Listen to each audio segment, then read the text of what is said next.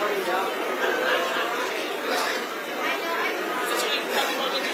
wait till they're actually down. We're taking the pictures and then.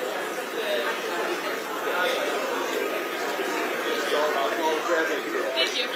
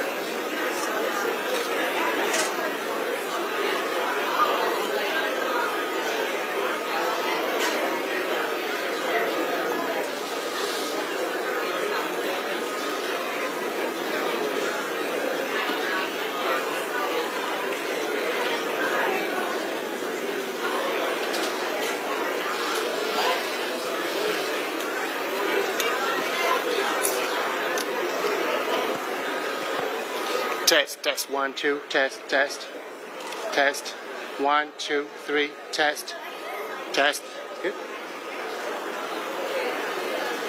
Test 1 2 3 4 5 6 7 8 9 10.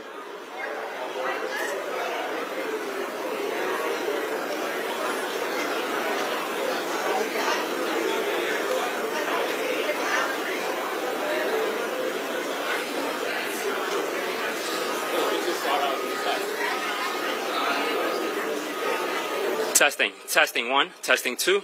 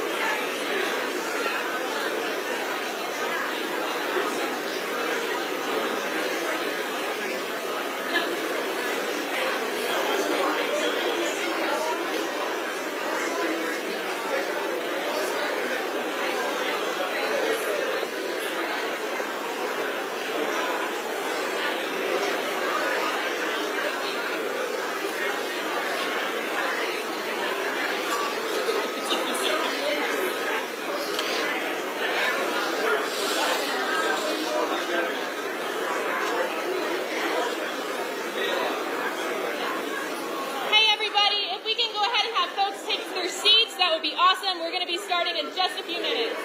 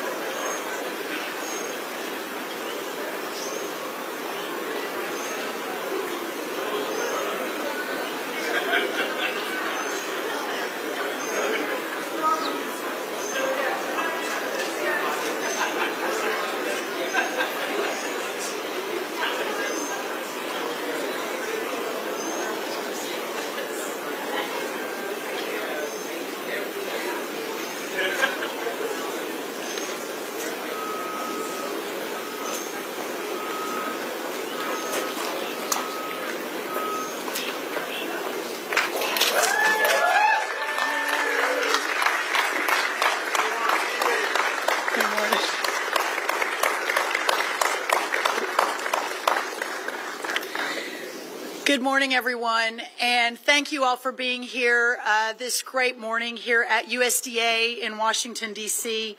I especially want to thank my colleagues from the administration, Secretary Pete Hegseth, Attorney General Pam Bondi, Secretary Kristi Noem, Counselor to the President Peter Navarro, the incredible governors who joined us today from Arkansas and from Tennessee and from Nebraska, whom you'll hear from.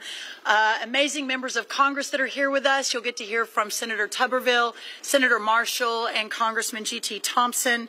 We also have leaders with us here in the audience from Alabama, from Arkansas, from Florida, Kansas, Nebraska, Pennsylvania, Tennessee, Texas, and West Virginia, who have joined us for this historic rollout to address one of the most significant national security threats facing our nation.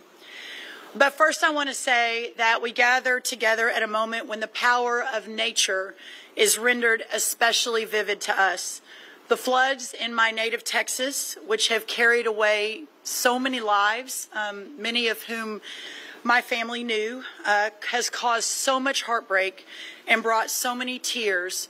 It touches every one of us, not just those of us from the Lone Star State, but every American who cares about their neighbor, and especially every parent whose heart reposes not within themselves, but within their own children.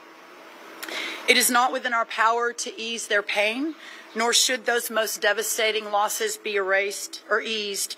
But what we can do is grieve alongside them, and I know that's what we are all doing. And we can also join them in a sorrow that honors the joy of their children's and their family members' lives. It is not and has never been God's purpose that we suffer, but it is within His design that we rely upon His creation. We see that in extraordinary natural tragedy, as over the last few days, but we also see it in the beneficial fruits of his creation, the bounty of the land, the yield of our farms, the produce and the product of our labor. That dependency upon his goodness is part of his purpose, and so as stewards of creation, we have an obligation to protect it. In protecting it, we protect ourselves, and that's why we're here today. Nowhere is this illuminated more vividly than in the stewardship and conservation of our American farmlands. We're here to talk about that today, and we're here to address one particular facet of that stewardship, responding to one particular type of threat. The plain reality is that American agriculture in American hands is a positive good, a rich blessing that we carefully tend and upon which rests the sustenance and future of our republic. Every family, every home, every community depends upon what our farmers do, and they support and sustain us, not merely by keeping us materially fed, but by keeping us spiritually strong. The farm's produce is not just a commodity, it is a way of life that underpins America itself.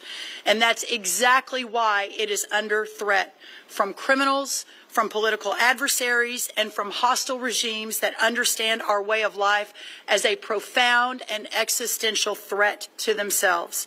For them, agricultural lands and our farms, because they are a previous inheritance, are weapons to be turned against us. We see it again and again, from Chinese communist acquisition of American farmland to criminal exploitation of our system of agriculture to the theft of operational information required to work the land and beyond. All of this takes what is profoundly good and turns it towards evil purposes. But November 2024 signaled it's time for our federal government to wake up and step up, and that's exactly what we are doing under the leadership of President Donald Trump.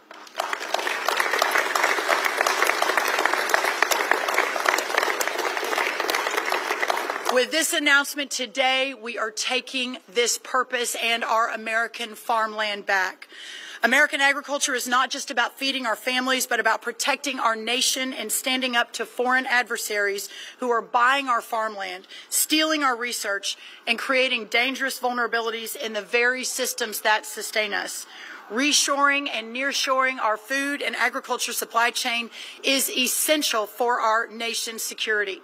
In coordination with the White House, the Departments of Treasury, Defense, Homeland Security, and Justice, as well as state governors, state agriculture commissioners, local, tribal, and territorial governments, today we announced the USDA's National Farm Security Action Plan.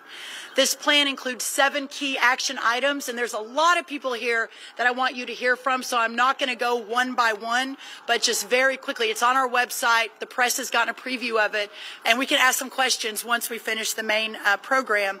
But very quickly, and perhaps the most important, the first of the 7, is securing and protecting American farmland ownership, actively engaging at every level of government to take swift legislative and executive action to ban the purchase of American farmland by Chinese nationals and other foreign adversaries, standing on the shoulders of great governors, 3 of whom are standing behind me, who have already been leading the way on this issue, and at the federal government level, working to do everything within our ability, including presidential authorities, to claw back what has already been purchased by China and other foreign adversaries. Additionally, working with the Treasury of the Secretary of the Treasury, along with our Defense Department, on memorandums to ensure that moving forward, there is a much more intentional look at who is buying what in this country and from where they are in the world.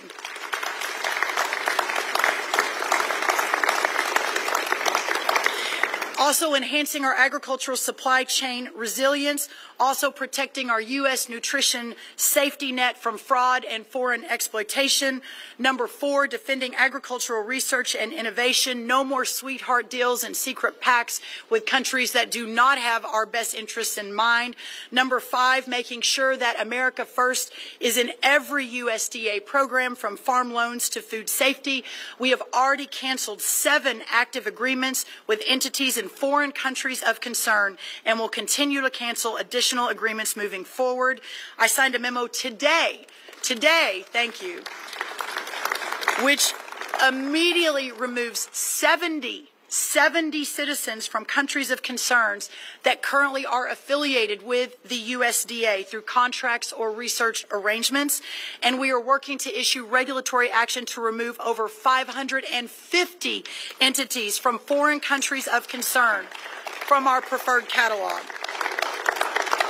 Number 6, safeguarding plant and animal health, working to make sure that we know what is coming in and how to control animal diseases. And number 7, protecting critical infrastructure from our farms and our food and our supply chains, again, along with so many partners across this government here in Washington and across our states. Now, please help me welcome to the podium the amazing Secretary Pete Hegseth. Thank you all.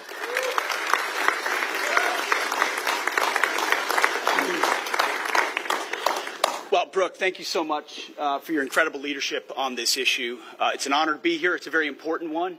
I think we're all here for 2 basic reasons. One, under President Trump's leadership, we're going to put America first. We have America, American land, American basing, American troops, American citizens. You have a Secretary of Homeland Security who cares about Homeland Security. You have an imagine that. You have an Attorney General that cares about justice. You have a Secretary of Agriculture that cares about our farmland and our farmers.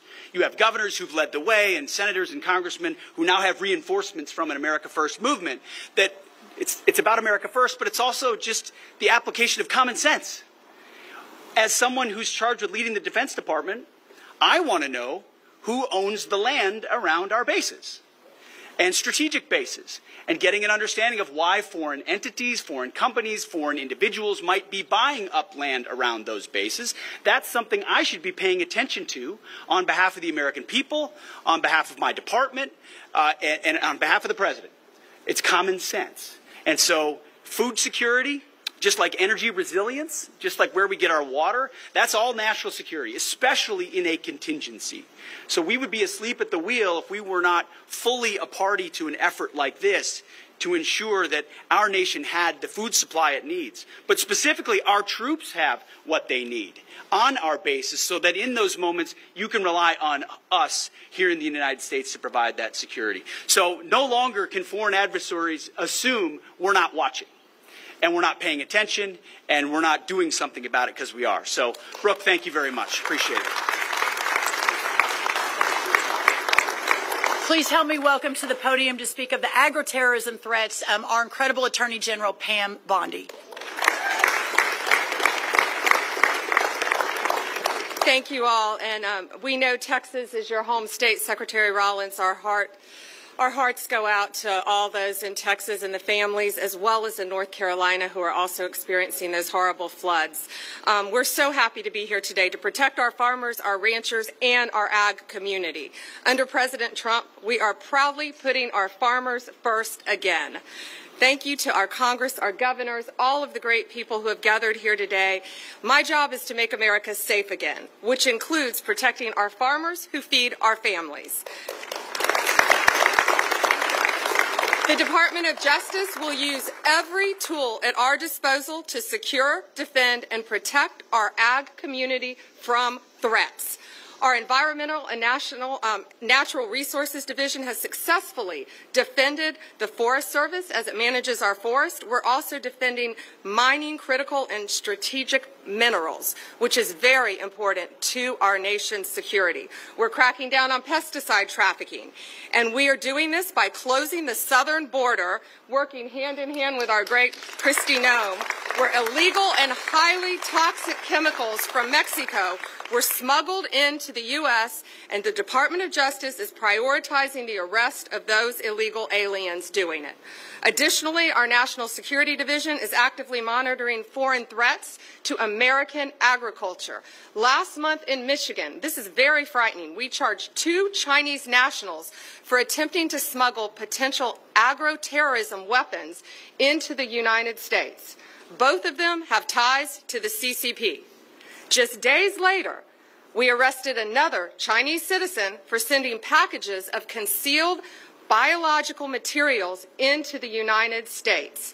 It's going to stop. FBI has opened over 100 biosmuggling investigations in recent years. We will prosecute you. We will hold you accountable. Thank you to everyone who is here today, especially Secretary Rollins, Secretary Hegseth, all of our good friends governors, my good friend Governor Huckabee, and all of us will never back down from supporting our American farmers. God bless you, and God bless America. Next, the incredible Homeland Security Secretary, Kristi Noem, everyone.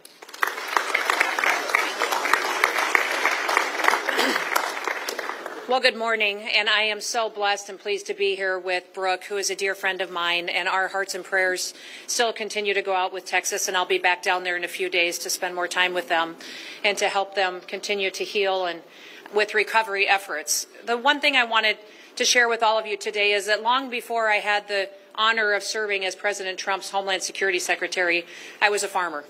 I was a rancher. In fact, I've worked on food policy for over 30 years. And I recognize that food policy is national security policy. A country who cannot feed itself, cannot take care of itself, and cannot provide for itself is not secure. And that we have to be able to feed ourselves to make sure that no other country ever controls us.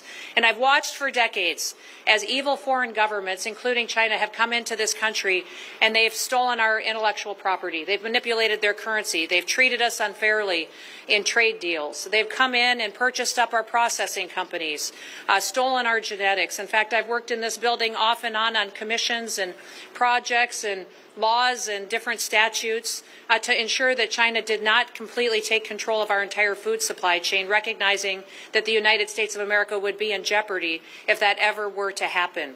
I've watched them come in and establish a presence in stealing our chemicals, in providing our fertilizer for us. And so 2 years ago, when I served as governor of South Dakota, we passed a law in our state that said China and 6 other foreign evil governments would never own our farmland. And I'm very proud to say that in South Dakota, China does not own any of our land, nor will they ever own any of our land. While I served in Congress, I worked hard to put in programs that would help manage risk for farmers. I tell people all the time, farmers are the biggest gamblers that I know. They go to a bank oftentimes and they have to borrow money to buy land. Then they go back to the bank and they need machinery to work that land, and so they borrow some more money to do that. Then they have to go back and get an operating note to purchase seed and fertilizer or chemical potentially. And they put it in the dirt and they hope that months later it'll rain, the sun will shine, and that there'll be something there that they can pick up, that they can sell, and then that the markets that are beyond their control, that there will be a price there that will help them cash flow so they can go back and do it all over again the next year. They do that so that they can feed this country, so that they can feed this world. In fact, growing up as a little girl and as a daughter of a farmer and a rancher, I always felt like God loved farmers more. I mean, if you look at the Bible, look at Scripture, and you look over and over again, he talks about sowing and reaping and cattle on 1,000 hills and your barns to overflowing. And so I feel like there's a special blessing on farmers. And the fact that we have a president and that we have a Secretary of Agriculture that recognizes the importance of food policy and what it means to this country's security is so wonderful. It's such a change from what the previous administration and how they prioritized our farmers and ranchers. So now as the Secretary... Now, as the Secretary of Homeland Security, I have responsibilities when it comes to securing our homeland. But many of those responsibilities have to do with securing our critical infrastructure.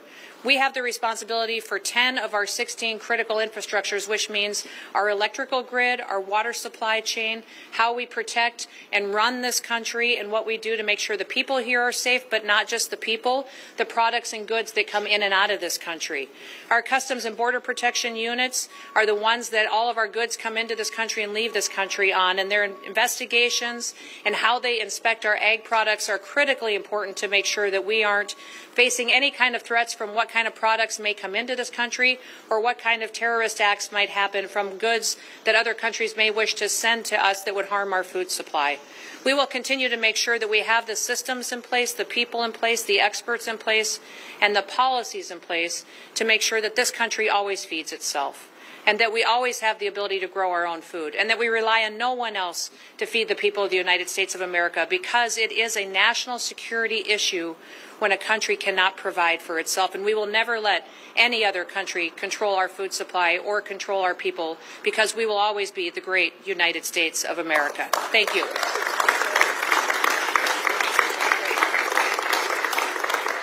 Yeah, I was reminded when Christy was Governor Nome and we were at America First Policy, Christy, you and I did an event together on this very issue 3 years ago, and she, along with some of the other governors, really stepped up. So thank you, Secretary Nome. Next, a longtime friend, a partner from the first Trump administration, and someone who has been leading on this for years and years. Please help me welcome White House Counselor Peter Navarro.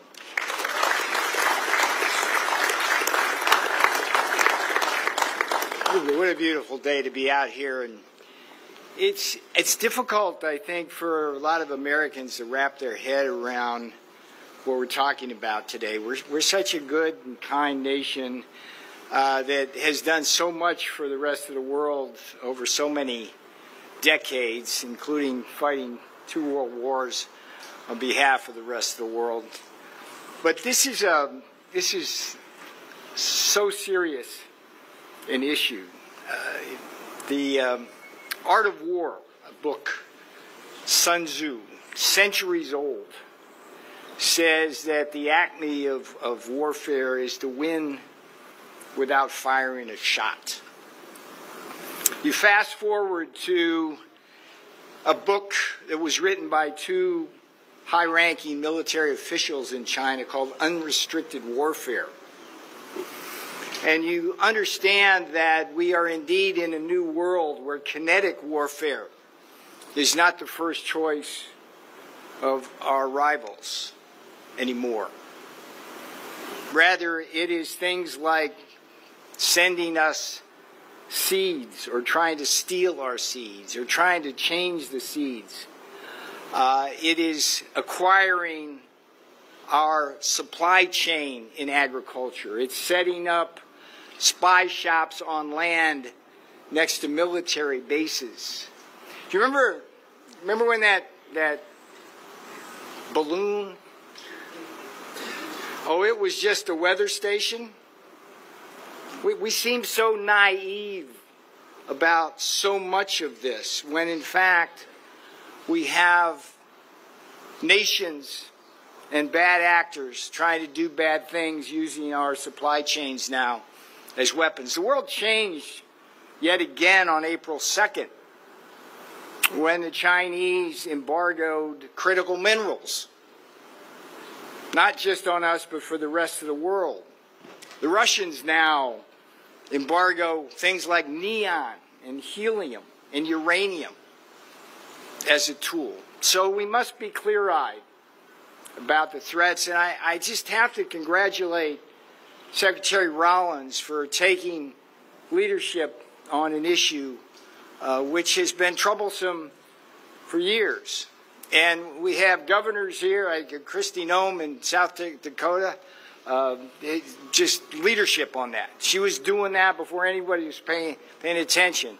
We're going to hear from Governor Huckabee.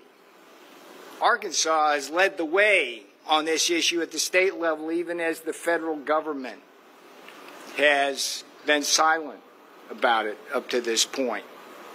The last thing is big things like Smithfield Foods. I don't know if you know this, but this one really troubled me when it happened. But the Chinese bought Smithfield Foods and basically control about 1/8 of the world's pork supply now. And we worry, we've had food inflation. We worry when things happen that can be part of that. And then the other key purchase which we allowed them to do is Syngenta. Well, what is that? It's a seed company. And in a world of ever-changing pests and things like that, and climate differences about where water is and things like that, seeds really can be the revolution that keeps the world fed. And China now owns a key part of that. So what Secretary Rollins is doing today, it's a historic day. She's putting down the marker that the United States is no longer going to tolerate the attacks on our agricultural system, not just the land, but the supply chain as well.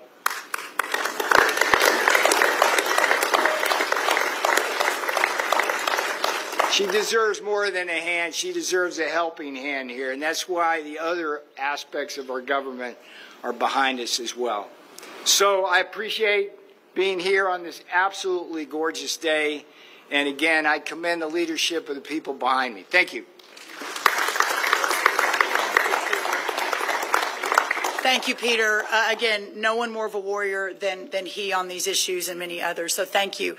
Next, also from the first Trump administration now, the governor of the great state of Arkansas, who another leader in this area. Please help me welcome Governor Sarah Huckabee Sanders. Good morning.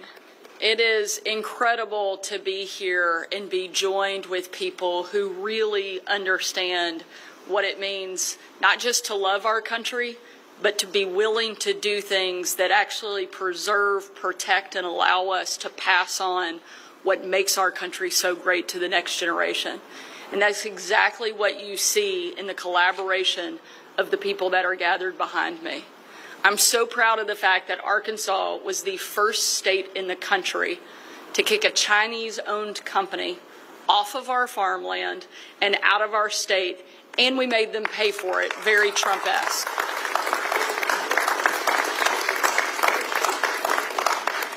And in the last couple of months, we've passed new legislation just this year allowing us to prohibit them from now not only owning farmland in our state, but from building or buying land around our military bases and critical infrastructure. It is something that has to happen and something that states have been leading the way on. But unfortunately, our states can't do it alone. That's why events like today matter so much. That's why leadership from people like Secretary Rollins matter so much.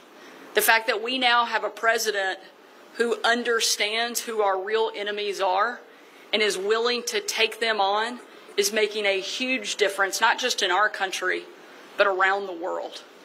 You know, we've talked a lot about today a country's ability to feed itself, but that's not the only place, and that's not the only role agriculture plays. A country has to be able to feed itself, fuel itself, and fight for itself to truly be free. And that's why what this group represents is every component of that, and we now have a president who understands it and is willing to do everything within his power to make sure the United States continues to be the greatest country on the face of the planet. And that doesn't happen by accident. That happens because we have great leadership. And I'm proud of the role that Arkansas has been able to play, but I'm more excited about the leadership that we now have in Washington that is going to take this to all 50 states and frankly all across the world. Having this group, there are no people I have greater confidence in. Secretary Hegseth leading the greatest military on the face of the planet, and nobody better suited to do so. He's tough, and I'm pretty sure he could take every member of the cabinet in an arm wrestling competition, but he's not the only tough one up here. There's no chance that China has going up against my friends Pam Bondi, Kristi Noem, and Brooke Rollins. They are not only the toughest women in Washington, they're some of the toughest people in all of America. And this group of people, under the leadership of President Trump, is not only going to protect our great country, but they're going to make sure that we have the ability to pass it on to the next generation behind us. I'm so grateful for their leadership, so thankful I get to be part of an effort that is going to make sure that the freedom of our country is protected and preserved for every single American to enjoy. Thank you for letting us be here, and thank you, Brooke, for putting this amazing event and this great plan together to help our country. Thank you so much.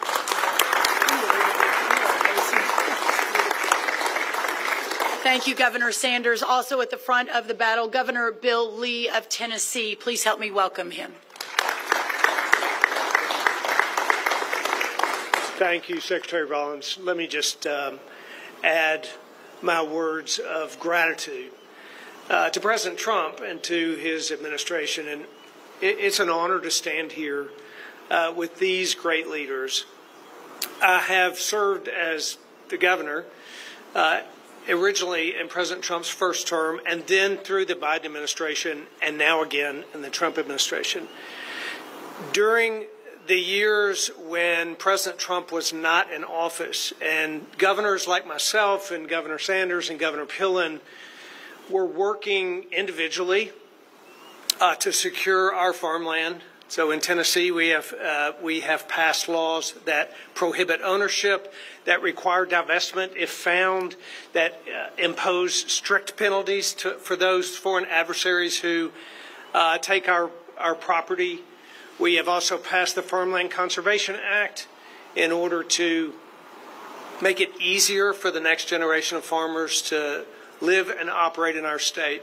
But that work was really hard in the previous Biden administration because we didn't have a partner who understood the threats and the challenges that we understand in Tennessee. So I'm so grateful for President Trump's leadership here, especially for Secretary Rollins' leadership, who she and I connected early on. My family is a multi-generational farming family as well. And I understand that when my grandfather was farming in Tennessee, the issues that we're talking about today didn't exist. But for my grandchildren who live on our family farm in Tennessee today, we understand that our farmland is not just dirt. It is our national security. It is our economic future. It is our children's heritage. And it is under threat. And the leaders here recognize that. And we've taken steps at the state level, but now, refreshingly, we have an administration and multiple cabinets who are coming together collaboratively with governors across the states and making sure that America's future is preserved for the next generations. Thank you.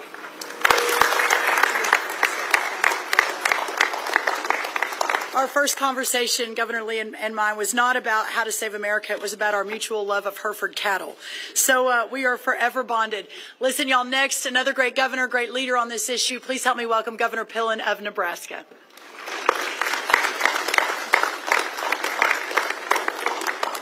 Well, good morning, and just an incredible shout out to everybody in the cabinet and Brooke and her incredible leadership, and a great thank you for President Trump assembling what I view as extraordinary leaders across all of the cabinet to absolutely make America great in a special, special place. This is very, very touching for me to have the opportunity to be here. I'm the 41st governor of Nebraska. I'm the first governor that's made my living from agriculture in 100 years.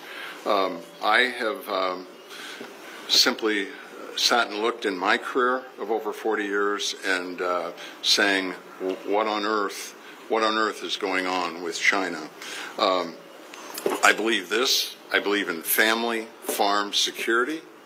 I believe in food security, and that equates to national security. Nebraska is doing its fair share. I believe we need to do more than our fair share. So our first year in 23, we were able to pass legislation that took all Chinese equipment off of all telecommunications across the state. That was the first step. Second step was making sure that no land is purchased by any foreign adversaries in the state of Nebraska. Third step is simply that we have direct conversations with companies that are from China. Peter Syngenta called me, wanted to come to the Capitol and have a meeting, and I said, I have no interest in having a meeting, have no interest in you being in Nebraska. My suggestion would be to leave. My suggestion would be to get a different job. I'm really, really proud to announce that Syngenta has sold their business in Nebraska to a family-owned genetic company from the United States. So we're really excited about that. I think that what is really, really important is I think back on 40 years of things that have gone on that has never made sense. It's really important that the leaders behind me, that we continue to have the courage, and the wisdom to never back down and to stand up and protect our land and protect our families, because we all in agriculture risk. We talk about gambling, Christy. We all risk everything we have every single day to put food on the grocery stores. And then lastly, I'm really, really excited about Secretary Rollins and her understanding and work in terms of foreign animal disease, because that's another risk where adversaries could have a great impact. These are issues that are really, really important, and none of us can ever give up. It's a privilege to be here. Thank you.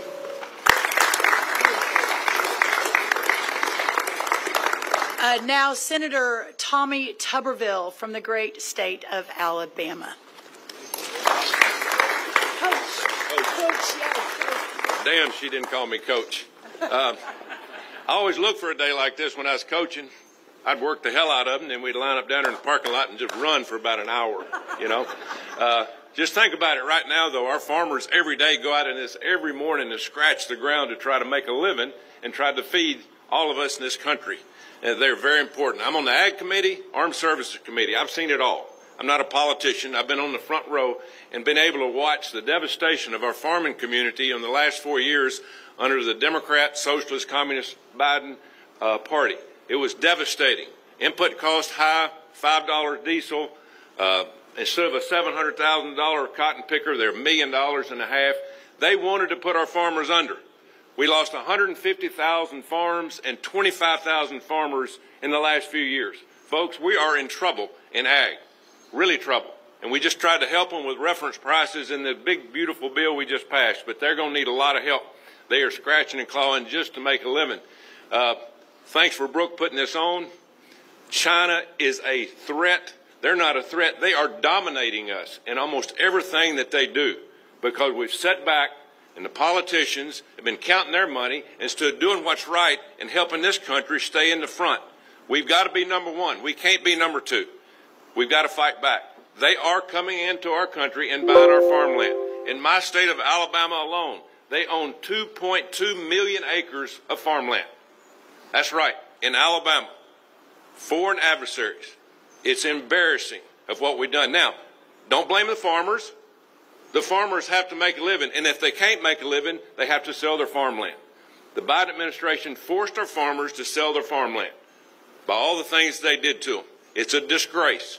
Brooke is going to bring that back. President Trump's going to bring that back. The one thing I'm trying to do is I'm trying to pass the Farm Act, Foreign Adversaries Act. What is that?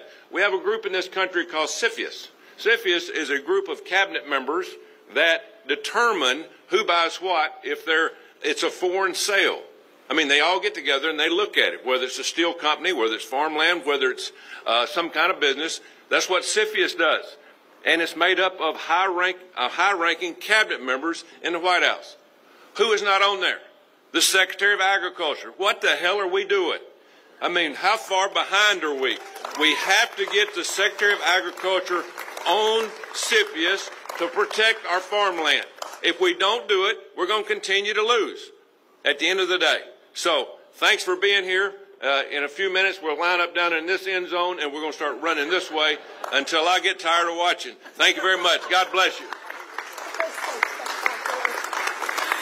Oh, Coach, thank you so much. Next up, Senator Roger Marshall, then Chairman G.T. Thompson of the House will close it out, and then we'll answer a few questions. Please help me welcome Senator Roger Marshall. Thanks. All right. Well, good morning, everybody. America's abundant food supply is not guaranteed. It's a strategic asset we must fiercely protect. Farm and ranch security is national security, and I'm proud today to share how Kansas is at the heart of this mission. Today, we tell China to get the hell out of American agriculture. Today, China, here's your ticket. Do not pass go. Get the hell out of American agriculture. And the Trump administration is going to lead the way.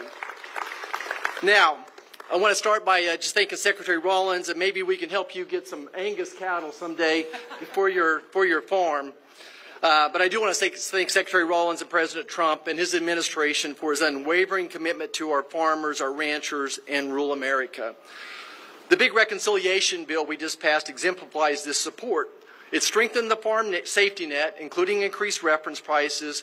It makes key business tax deductions permanent and doubles the estate tax exemption up to $30 million for couples and streamlines the 45Z tax credit. Folks, 45Z is going to do more for agriculture than all the soybeans and sorghum we sold to China in the past 5 years. This bill empowers our agriculture communities and secures our family farms for generations to come. Now, as a fifth-generation farm kid, I learned how agriculture underpins our economic stability, our public health, our national defense, our geopolitical autonomy, and our rural way of life. It contributes $1.5 trillion to GDP and supports over 22 million jobs, yet we often take it for granted. Our farmers, our ranches, our food supply chains face grave threats, specifically bioterrorism, procurement disruptions, and foreign ownerships. A virus like COVID, which was made in a lab, could target our beef and dairy cattle industry next, or a fungus could devastate our wheat and our corn. Whether it's from nature or made in a laboratory by a foreign adversary, these risks demand vigilance. Let me share how Kansas is leading the fight. We're proud to host the Animal Health Corridor that stretches from Columbia, Missouri to Manhattan, Kansas, the Little Apple, to Lincoln, Nebraska, where cutting-edge research thrives. And why in the world we let scientists from foreign adversaries in those experiments and in those laboratories, I'll never know. And why we're doing research with American dollars in those foreign countries of threats, I'll never know either. I want to thank President Trump. In his first term, he welcomed USDA's Economic Research Service, the National Institute of Food and Agriculture, to Kansas City, which complements the National Bioagro Defense Facility in Manhattan. This synergy makes Kansas a global hub for agriculture innovation. Our strength lies in our collaboration. By uniting public and private sectors with land-grant universities like my alma mater, the fighting, ever-fighting, mighty Wildcats of Kansas State University, we're building a resilient food supply. There you go, Coach Tuberville. Let's go Wildcats. I want to just commend the Department of Defense and all the agencies up here today for your joint efforts to combat diseases like avian influenza, screwworm, and foot and mouth, protecting our farmers and communities. And finally this, let me just concur with Coach Tuberville that I'm going to champion for the Secretary of Agriculture to be part of CFIUS. President Trump could appoint her, and Congress can make that legal for years to come as well. That's the best way to counter these emerging threats. Think about it. China right now owns land next to Whiteman Air Force Base, where our B-2s were launched that did just a spectacular job of, yes, obliterating Iran's nuclear armament.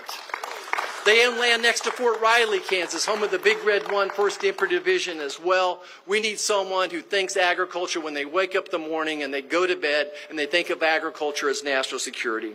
Again, we can't take our food supply for granted. Kansas is leading the way, but it takes a national resolve to protect our farms, to fortify our biosecurity, and keep America's food in Americans' hands. Thank you so much. God bless us. Have a great day. Thank you. Quick announcement. As of this afternoon, I will be officially a member of CFIUS. So that is happening. Yeah. To the incredible team at USDA and our great Treasury Secretary, Scott Bessent. Finally, from the amazing agriculture state of Pennsylvania and chair of the House Agriculture Committee, please help me welcome G.T. Thompson. Good morning, everybody. What a glorious day. A great day for making hay. And a great day for making history. For making history in terms of making sure that we are taking these next steps to secure both farm security and food security, which quite frankly is national security. As chairman of the House Agriculture Committee, I'm so appreciative to President Trump, to Secretaries Rollins, Hegseth, and Nome, as well as Attorney General Bondi for their recognition that food security is national security. In the Agriculture Committee's preparation for the Farm Food and National Security Act, we identified threats to food security impacting America's #1 and most essential industry, which is agriculture. Our farmers are on the front lines of food security, and that is essential to our national security. America's farm families are facing serious challenges, from foreign threats to our farmland and the theft of our intellectual property, to high energy costs driven by out-of-control inflation from the previous administration, market instability, poor SNAP integrity, crushing taxes, extreme weather, and an often unreliable workforce. All of these make life harder for America's farm, ranch, and forestry families, and jeopardizes our country's food security. I want to thank President Trump for using every tool at his disposal to make America's food supply safer.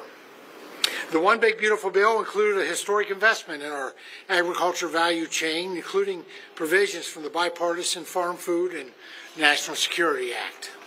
The One Big Beautiful Bill includes investments to strengthen our livestock biosecurity from foreign animal disease, as well as delivers major tax relief, shields the next generation of farmers from the death tax, supports affordable energy policies that keep family farms running and food prices low.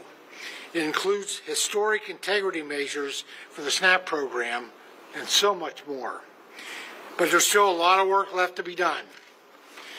On behalf of the House Agriculture Committee, I look forward to partnering with Secretary Rollins and others across the administration on this important initiative. Farm and food security is national security. Thank you to President Trump and this dynamic cabinet team for your commitment and your leadership. God bless and thank you so much.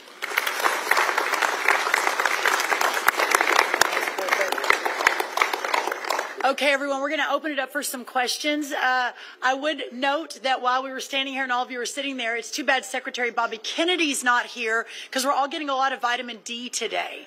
So we'll let him know. He'd be very proud. All right, we'll take some questions from the press. Okay.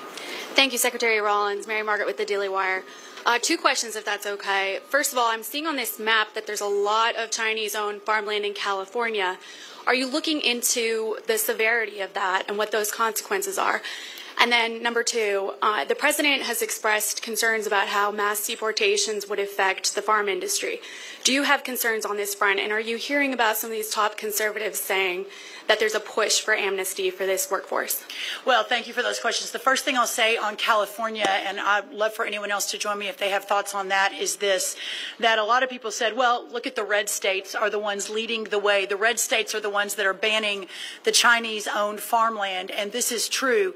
But I have to believe that even the Democrat governors and even the blue states realize what a massive threat this is to national security and how important it is. So we plan to work with everyone, no matter which party, no matter which side of the aisle they're from, to ensure that the people of this country and our agriculture farmland is protected. The second question, I appreciate you bringing that up. There's been a lot of noise in the last few days and a lot of questions about where the president stands and his vision for farm labor. The first thing I'll say is the president has been unequivocal that there will be no amnesty, and I think that's very, very important. I and the rest of our cabinet certainly support that, effectuate that, and make sure that happens every single day. The second thing, to your question about mass deportations, the president and I have spoken about that once or twice, and he has always been of the mindset that at the end of the day, the promise to America to ensure that we have a 100% American workforce stands, but we must be strategic in how we are implementing the mass deportation so as not to compromise our food supply. Ultimately, the answer on this is automation, also some reform within the current governing structure, and then also when you think about there are 34 million able-bodied adults in our Medicaid program.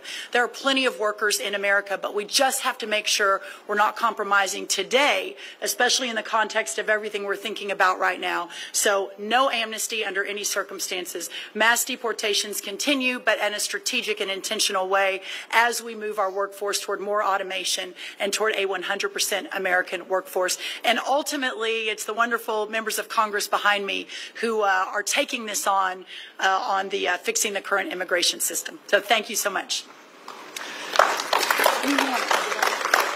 Madam Secretary, thank you. First of all, condolences, thoughts, and prayers to all the folks back in Texas near and dear to your heart. A couple quick thoughts. Congratulations on the success of getting at least partially the death tax repealed in the BBB, because as we all know, it affects farmers disproportionately to a great extent. Congratulations on that. Also, egg prices today, just right now, hit $2.49 a dozen. a clear 55% below the failed Bidenomics egg price. And we all know it's not just about eggs, but it has become a metaphor for inflation. So congratulations, because food inflation is coming down. That's a testament to you. Thank you. The thought and the question follow-up is, what a great group you put together here. Wonderful, wonderful idea. Surprising it hasn't been done sooner here. So the question is, has President Trump talked to you about this group, number one? And I guess equally as important, have the Chinese government, either officially or unofficially, reached out to you about this program? So the first thing I'll say, and I appreciate that so much. Who are you with? It's Eric Bowling. I'm with That's the right. Bowling Show. Eric, thank you. And with the Bowling Show, it's great to have you, and thank you for making your way. I would like to note, and it's not lost on you, Eric, but I want to make sure everyone understands, this cabinet and this administration is different. That in previous administrations, I don't know that you would ever see 4 cabinet secretaries, a counselor to the president, one of the most steadfast, loyal patriots who've stood beside him, Peter Navarro, ever come out together on a morning in 100-degree weather and talk about agriculture, farmland. But we are all in this together, and the president has been resolute in ensuring that we do everything that needs to be done to protect the homeland. So I'm very, very proud of that. On the second question, I don't want to get ahead of the president, so I won't answer that. One of the chief lessons I've learned over many years is never get ahead of President Trump. But there is no doubt that he, our cabinet, our administration, our friends across the country are acutely aware of this issue and doing everything we can to solve for it. Eric, thank you for being here. Next question. Thank you, Secretary Rollins. Jackson Richmond at the Epoch Times. Was Secretary Rubio consulted on this, given the national security aspect of this, and then was the CDC consulted, given the bioterrorism aspect of this? Yes, all of the above were consulted. To get to this point, a little bit of sausage making for everyone.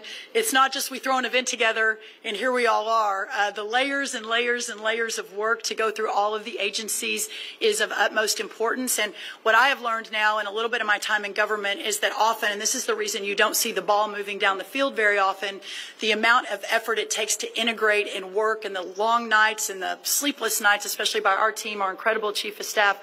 Kaylee Buller is the one who's really been driving this alongside the rest of our team,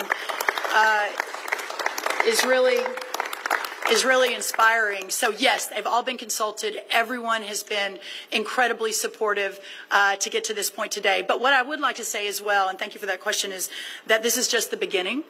Today is the first step to get us to this announcement as we begin this important work. You'll be hearing a lot from us on this over the next 4 years, and some real metrics in place that we're putting, like how do we measure our success? And I think that's what makes this administration different. So thank you for being here.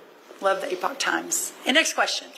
Yes, Philip Brasher with AgriPulse. I have two questions. One, following up on the immigration question.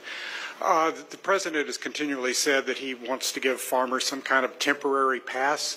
Could you define what he means by a temporary pass? Does that mean ICE won't go onto farms for a certain period? What does he mean by that? And the second question is, what are you going to do at USDA with regard to the remaining property owned by Syngenta and Smithfield Foods, which is a large portion of this Chinese-owned land? That's right. Well, the second question first, as we discussed earlier, and Mr. Navarro, again, and he and his team over at the White House, amongst many others, we are looking at every available option. There are multiples of options. You'll likely see an executive order on this very soon from the White House, and we'll be looking at multiple different authorities within the federal government to begin to claw that back. So that's what I'll say about that. Again, I think I answered the second question, where we are on farm labor, a little bit earlier, but what I will say is that Lori Chavez DeRimmer is our Secretary of Labor, and the H-2A visa program, all of the programs that inure to moving in seasonal ag workers are under Secretary Chavez DeRimmer. She has been working around the clock with her team. I think we'll probably hear a little bit more about this today, and the conversations will continue. But I can't underscore enough, there will be no amnesty. The mass deportations continue, but in a strategic way, and we move the workforce towards automation and 100% American participation, which again, with 34 million people, able-bodied adults on Medicaid, we should be able to do that fairly quickly. Thank you. One more question. Hi, thanks for doing this. Kate Goodell with the Washington Post. I'm wondering if you can perhaps spell out some of the specific threats that we're seeing with Chinese farmland at the moment. I also wanted to ask about the legislative efforts and what form the executive action might take and whether you have a timeline. Well, first on American farmland, and I'd love for Peter to add to this, and if anyone else would like to as well. When you look at the chart, which is behind our, by the way, our new Deputy Secretary Stephen Vaden started yesterday from the great state of Tennessee, Governor Lee. You can see on this chart the hundreds of thousands, and by the way, this is just China-owned. This is not other countries of concern owned, such as North Korea, Russia, Iran, and others. You can see that a lot of those, the red blocks, are actual military bases. And ultimately, when we're talking about national security, that is, I think, the number one concern, certainly of this administration, is what's happening there as we're looking at the threats that this country is facing. But specifically through agriculture is really, really important. Peter, I don't know if you want to add to that. And thanks for asking that question. If you look at the gradations of threat, that's the most obvious. I mean, how did we let that happen? How did we let that happen? And Siphius, Greek word, I think, for like doing nothing, right? But not during the Trump administration. And I can tell you, if nothing else happened today, having Brooke Rollins on that board, give her a hand. That's a big deal. But if you look at the concept here of unrestricted warfare that I talked a little about earlier, it's not just the idea that you can surveil troop movements, flights, all the things you would worry about just from a pure national security view. But you remember when they arrested the Chinese spies on the Iowa farmland? You all remember that? I mean, that was another turning point in our awareness, where they were, so if they're owning the farmland, they have access to all of they're going to get the seeds that way too. And so ultimately, the other thing they want to do is, which is why they bought Smithfield Foods. I don't know if you know this, but China consumes 50% of the pork in the world. Did you know this? That's astonishing. I think we got the corner on Kentucky Fried Chicken, but they cornered the part. So when they acquire Smithfield's Foods and the entire pork chain, it's like that becomes a weapon in and of itself. So the more land they acquire here, the more control they have. And it's a business model. I mean, we're the United States, but they treat us like a colony.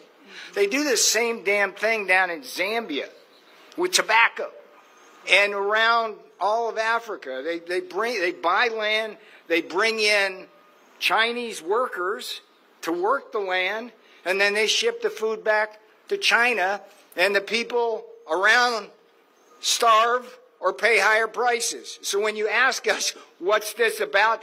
It's about everything. Food security is national security. Thank you.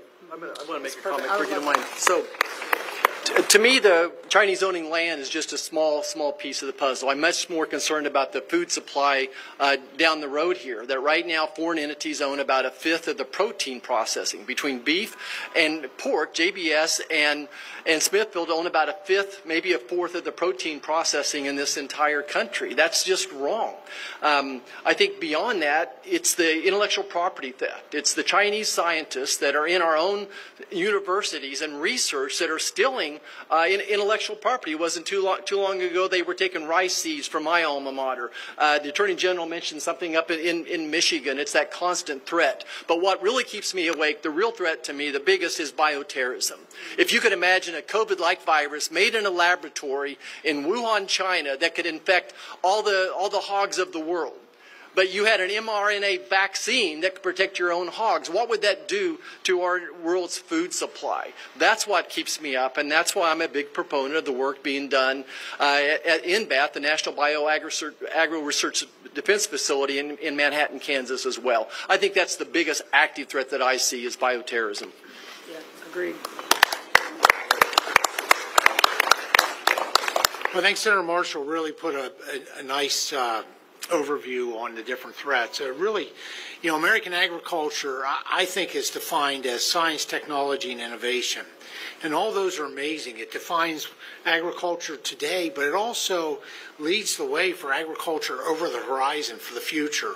But it can be very vulnerable if we don't protect that. And in the past, we haven't provided protections for that. The science, the technology, the innovation that comes out of this great country, out of this essential industry. And I think the fact that today we're declaring that food security is national security, farm security is a part of that. I think this is a great milestone of making sure that we're protecting all of that for the future. America needs we always want America to be in the lead, no matter what we're talking about. But certainly when it comes to the thing that is probably most essential, and that is food and fiber, energy materials, building resources, all the things that come off that rural agriculture acreage, we have a duty and responsibility to make sure that those things are secure. So, Secretary, thank you for your leadership and vision on this. Much appreciated. Timing is coming very soon. We'll continue to announce further steps to answer your final question. Listen, everyone, thank you so much for being here. It's really, really an honor to have you all here at the People's Department. Abraham Lincoln founded this department in 1862 to ensure that the American farmers and ranchers and rural prosperity, rural way of life was represented here in Washington. So thank you, and everyone can gather over on the right for Coach Tuberville's next workout. All right, thank you guys so much. Thank you.